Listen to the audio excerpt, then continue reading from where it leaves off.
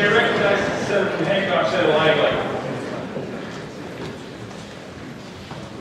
Thank you, Mr. President.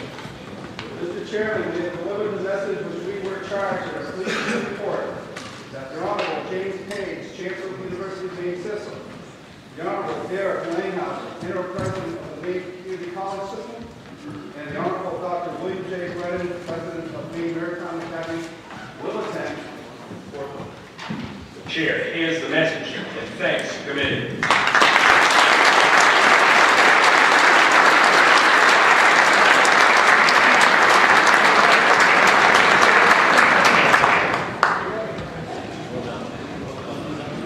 Chair is pleased to welcome to the convention the Honorable James Page, Chancellor of the University of Maine System, the Honorable Derek Langhausen, Interim President of the Maine Community College System, and the Honorable Dr. William Brennan, President of the Maine Maritime Academy, the campus presidents and boards of trustees and guests.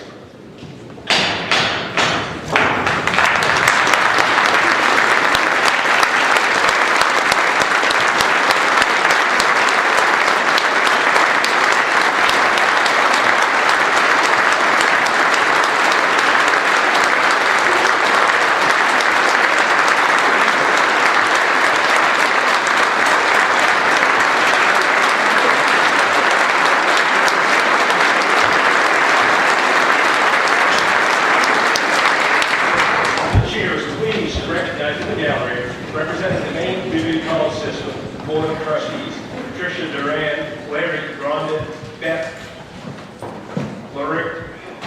Lurigan, Sean Moody, the Honorable Jane Knapp Sexton, Commissioner Thomas Desjardins, and Commissioner Jean McCann. Would they please rise and accept the greetings of the convention?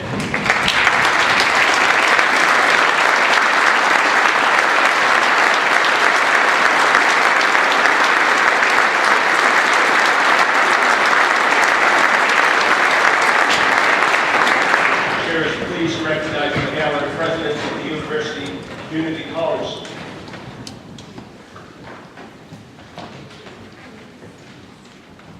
Chairs, please recognize in the gallery the presidents of the Maine Community College System. Dr. Scott Knapp, President of Central Maine Community College. Dr. Barbara Frankenstein, President of York County Community College. Dr. Lawrence Backlund, President of Eastern Maine Community College. Dr. Richard Hopper, President of Kennebec Valley Community College. Dr. Timothy Crowley, President of Northern Maine Community College. Dr. Ronald Cantor, President of Southern Maine Community College. And Mr. Joseph Cassidy, President of Washington County Community College. Would they please rise and accept the greetings of the committee?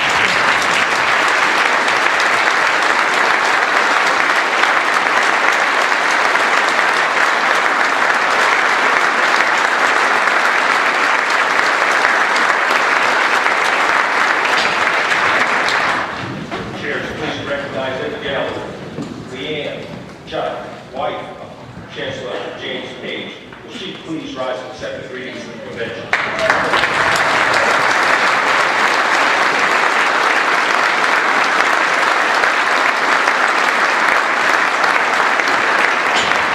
Chair is also pleased to recognize in the gallery representing the University of Maine System Board of Trustees, Marriage Man, the Honorable Kyle Turner, Paul Nelson, the Honorable Sam Collins, Jim Irwin, Norm Fournier, Sean Moody, and Commissioner Tom Desjardins. Would they please rise and accept the greetings of the convention?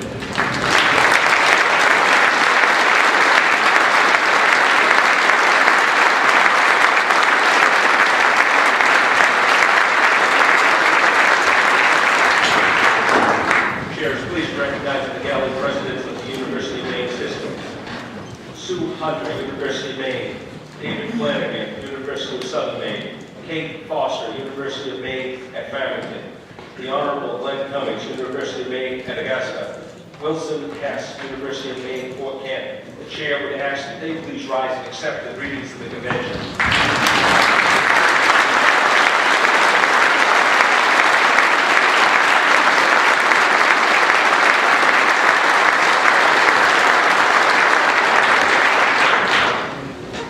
Chairs, please recognize in the gallery the Board of Visitors, representatives of the University of Maine. Maine system. Chris Emmons, Jerry Cater, Tom Gutierrez, Jan Macros, Denise Taft, Stephen Bridget, and Kelly Martin. The chair would ask that they rise and accept the greetings of the convention.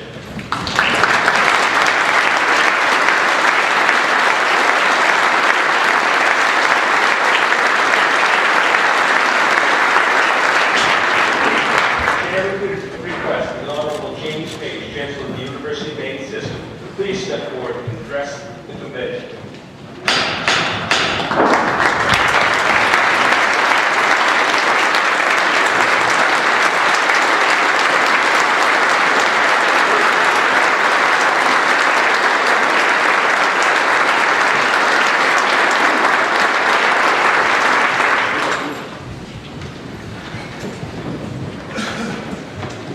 President Thibodeau, Speaker Eads, honorable members of the 127th Maine Legislature, President Brennan, President Langhauser, distinguished guests and visitors. On behalf of the Board of Trustees, Presidents, Boards of Visitors, faculty, students, and staff of our public universities, I extend greetings and thank you for the opportunity to address you concerning the state of Maine's public universities. Before I begin, if you'll indulge me, I'd like to also introduce a number of university students, not by name, but as a group who came today to learn how this process works and to advocate on behalf of themselves and their fellow students for the work that we need to do to advance public higher education in the state of Maine. So if I can introduce, there's a number of students in the gallery, if they would rise.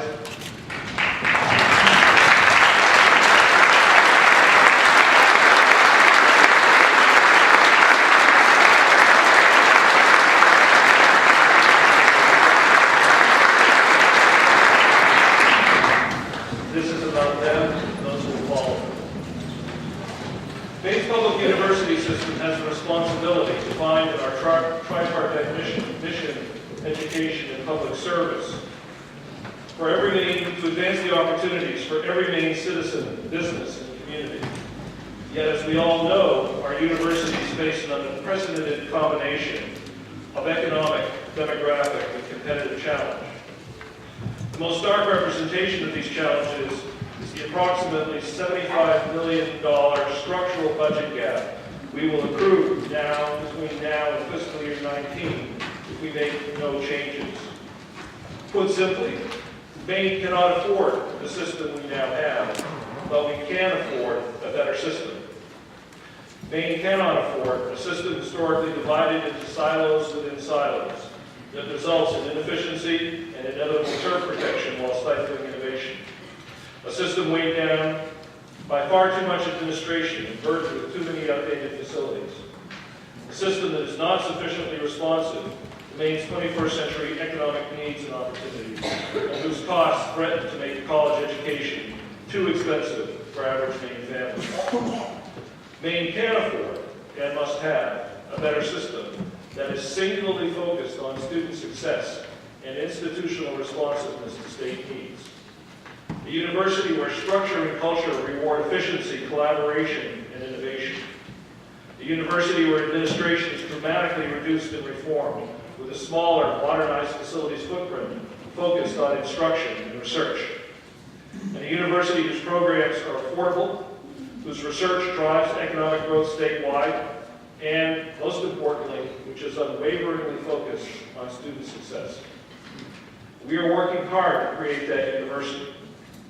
To reduce the structural gap, we've taken the very difficult but necessary step of eliminating more than 900 positions, or 16.7% of our workforce since 2007, 556 of those in the past 2 years. We are just now completing the first ever comprehensive study of our more than 550 buildings, too many of which require major rehabilitation if they are to remain functionally viable, with the goal of significantly reducing our facilities footprint. All told, in fiscal years 15 and 16, we have made more than $50 million in reductions and reallocations, resulting in more than $30 million in net ongoing savings, with more to follow in the years it will take to eliminate completely the current causes of the structural gap.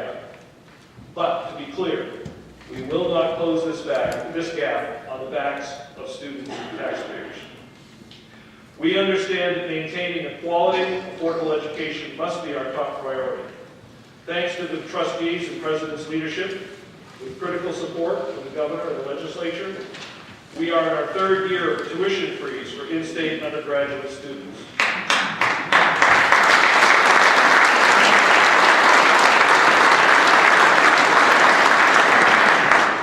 Maine leads the nation in controlling tuition increases for public four-year institutions. Adjusted for inflation, the rate of increase for the past 5 years for the University of Maine system is 0%, where the national average for that same period is 17%. Since I last addressed you, we have initiated many change efforts, including administrative consolidations and new or enhanced programs to increase STEM graduates. There are a number of details I could cite, but two watershed initiatives warrant further detail. First, no issue makes a stronger case for change than credit transfer. When I addressed you 2 years ago, I made a commitment to instituting comprehensive credit transfer, a matter decades overdue. We are now implementing that program on schedule. We have a robust transfer website and portal for our students and their advisors to navigate the transfer process, and we are instituting block transfer for most general education categories, which, when complete this May, will result in a block of approximately 35 credits being uniformly accepted across all our campuses. Our institutions have adjusted their prior learning assessment requirements so they align and transfer system-wide, and two teams, one in computer science and the other in nursing, are taking the lead in determining how major-to-major pathways in disciplines critical to Maine's economic future are best organized, developing a pilot model for all our programs. Second initiative, class of initiatives, is we understand that educational advancement is a critical pathway for all Maine people. Recognizing that too few of our young people are pursuing post-secondary education, we have initiated or expanded several early college programs, including Bridge Year and the University of Maine at Fort Kent Rural Youth Program that now partners with 46 high schools and is on schedule to increase that number to more than half of all public Maine high schools by this fall. An outstanding innovation announced just this past Friday is the agreement between the University of Maine at Prescott and the Maine School of Science and Mathematics to launch a dual degree program that will be Maine's fastest and most affordable path to a college diploma. MSSM students will be able to earn a 63-credit associate's degree from the University of Maine at Prescott at the same time as they receive their high school diploma. This degree will cost less than $1,000 and give students a 2-year head start towards earning their bachelor's degree.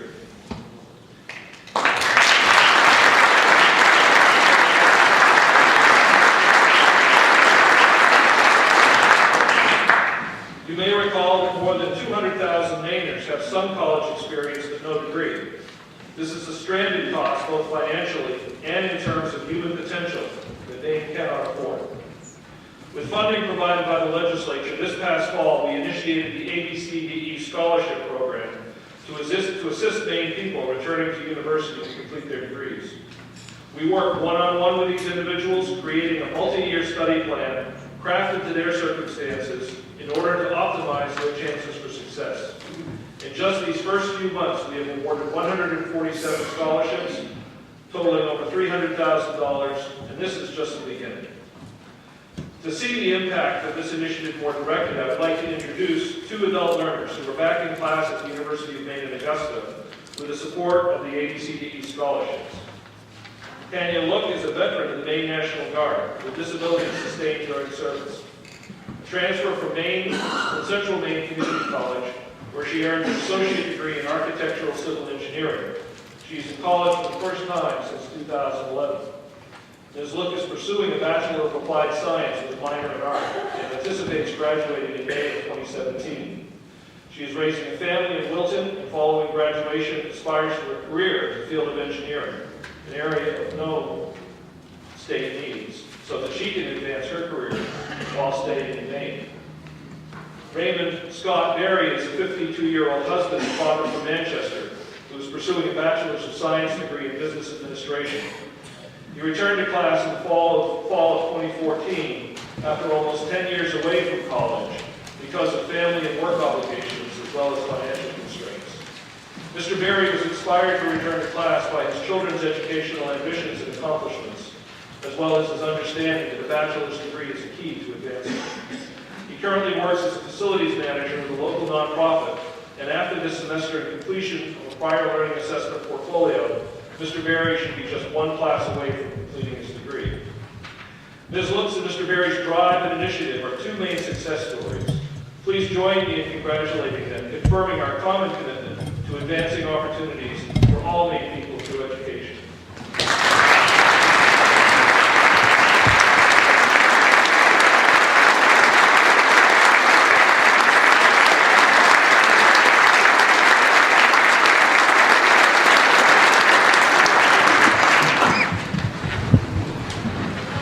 Yet, even with all of these causes for celebration, much more is required. We remain far from where we must be if we are to fulfill our mission in a financially responsible and sustainable way. It is time to heed the calls for transformative change coming from any number of internal analyses, editorials, and blue ribbon commissions stretching back decades. We know what must be done. Now it is time to act. Last year, the trustees endorsed the following vision statement to guide change.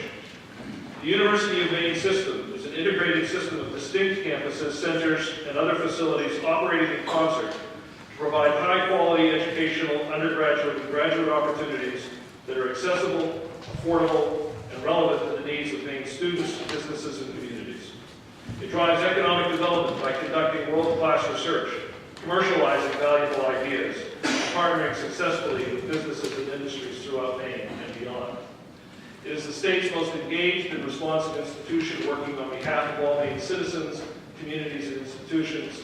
It is Maine's most important public asset. In July, the board adopted a set of strategic outcomes to realize this vision. To achieve these outcomes, the trustees set a goal of one university for all of Maine, a fully integrated university with multiple mission-differentiated campuses. The One University Initiative has three major components. First, strategic unity through campus diversity. Second, administrative reduction and reform. And third, academic collaboration and integration. The trustees remain fully committed to the multi-campus model. Our institutions are an integral part of the communities and regions they serve. Closing them, moreover, would unacceptably compromise our statewide mission. Our campuses are unified in the common mission of service to our students and the state. This unified mission of service is best achieved through campus diversity, and each of our campuses is working to identify signature programs and services that build on that institution's strengths and mandate. These signature differentiators give each institution competitive advantage as well as a focus for planning, investment, and growth. They reflect, to cite just three examples, the historical role the University of Maine in Farmington has played in teacher education, how the University of Maine will build on its location and environmental focus, and the ways the USM's Metropolitan University will position that institution as a key partner in the economic and demographic driver that is Greater Portland, Lewiston, Auburn. By coordinating all 7 sets of campus differentiators across the enterprise, we will ensure that critical educational, research, and public service needs are met both locally and statewide.